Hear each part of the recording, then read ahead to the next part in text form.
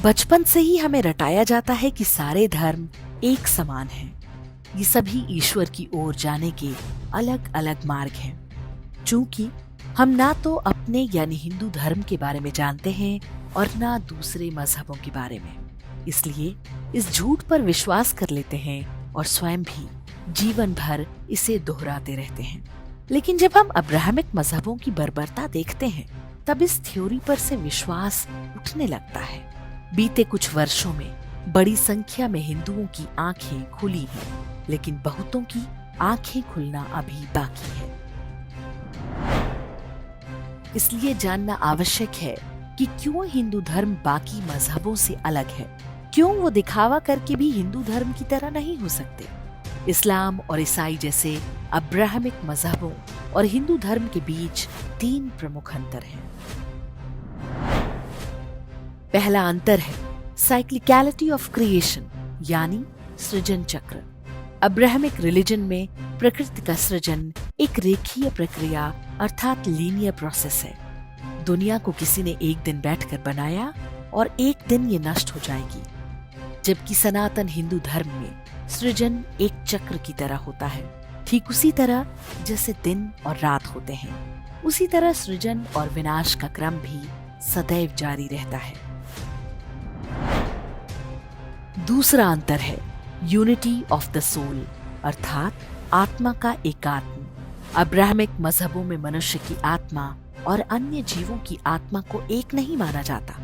Christianity के अनुसार मनुष्य धरती पर एक निहित पाप के साथ जन्म लेता है।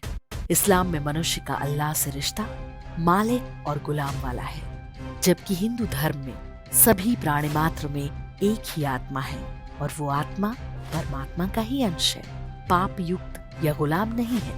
उसका भाग्य उसके ही कर्मों के आधार पर तय होता है।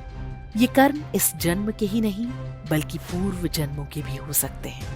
हर व्यक्ति के पास ये विकल्प है कि वो अच्छे कर्म करके अपने वर्तमान और भावी जीवन को सुधार ले।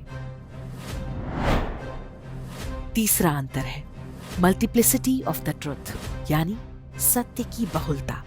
अब्राहमिक रिलीजन में एकमात्र ईश्वर है और एकमात्र सत्य है जो उनकी एक किताब में लिखा है। ईश्वर तक पहुंचने का एकमात्र मार्ग है जो उनके एकमात्र पैगंबर से होकर जाता है। इस व्यवस्था में कोई बदलाव नहीं हो सकता।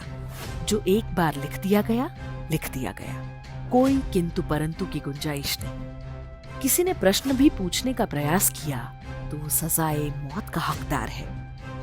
जबकि हिंदू धर्म सत्य के अनेक रूपों और ईश्वर तक पहुंचने के अनेक मार्गों को स्वीकृति देता है। हिंदू धर्म ये भी मानता है कि इन सभी मार्गों को मानने वालों के बीच निरंतर आदान प्रदान और संवाद होना चाहिए, ताकि वे स्वयं को अधिक परिष्कृत कर सके। आज के युग में आपको इन दोनों विचारों में से कौन अधिक वैज्ञानिक और तर्कसंगत लगता है? क्या इसके बाद भी आप ये रट लगाते रहेंगे कि सभी धर्म एक समान है? सनातन धर्म को जानिए, ताकि इसे लेकर फैलाए गए भ्रम दूर हों और आप आने वाली पीढ़ियों को भी भ्रमित होने से बचा सकें।